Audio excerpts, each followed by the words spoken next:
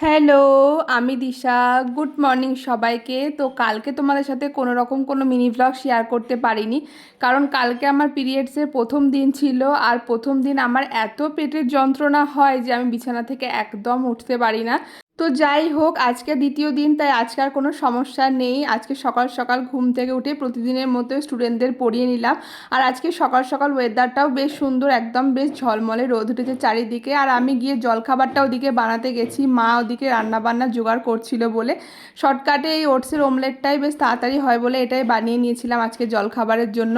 আর গিয়ে দেখি মা ওখানে এক ঝুড়ি আছে কচু শাক কাটছে, আজকে কচু শাক রান্না করবে মা। আমার তো কচু শাক খেতে ভীষণ ভালো লাগে, তোমাদের কার কার ভালো লাগে অবশ্যই কমেন্ট করে আমায় জানিও।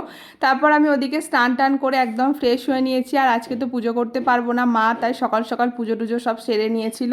তারপর আমি ওদিকে রান্নাঘরে গিয়ে দেখলাম মায়ের কতদূর কাজ এগোলো। ওখানে মা মাছ ভাজছিল, মাছের ঝোল করবে। আর আমাদের ছোট প্রেসার কুকারটা গার্ডারটা না কেটে গেছে, সেই জন্য খুব সমস্যা হচ্ছে। মাথায় অর্ধেক অর্ধেক করে বড় প্রেসার কুকারটায় সিদ্ধ করে নিচ্ছিল। আর আমি তার সাথে চিংড়ি মাছগুলো একটু বেছে দিচ্ছিলাম। মেজেটুকে দিয়ে সকালবেলা একটু চিংড়ি মাছ আনিয়েছিলাম, কারণ কচু শাক দিয়ে চিংড়ি মাছ দিয়ে খেতে খুব ভালো লাগে। বাবা আবার ওদিকে গিয়ে নারকোল এনেছে, তাই নারকোল চিংড়ি মাছ সব কিছু দিয়ে মাছ কচু শাকটা রান্না করেছে। আমি আজকে তারাই মাছের ঝোল নিইনি, শুধু কচু শাক দিয়ে ভাত খেয়েছি, দারুণ খেতে হয়েছিল। তো আজকের দিনটা তো এইভাবেই কাটলো। আজকের এই ছোট্ট মিনি ব্লগটা কেমন লাগলো কমেন্টে অবশ্যই জানিও। ভালো লাগলে একটা লাইক অবশ্যই করে দিও।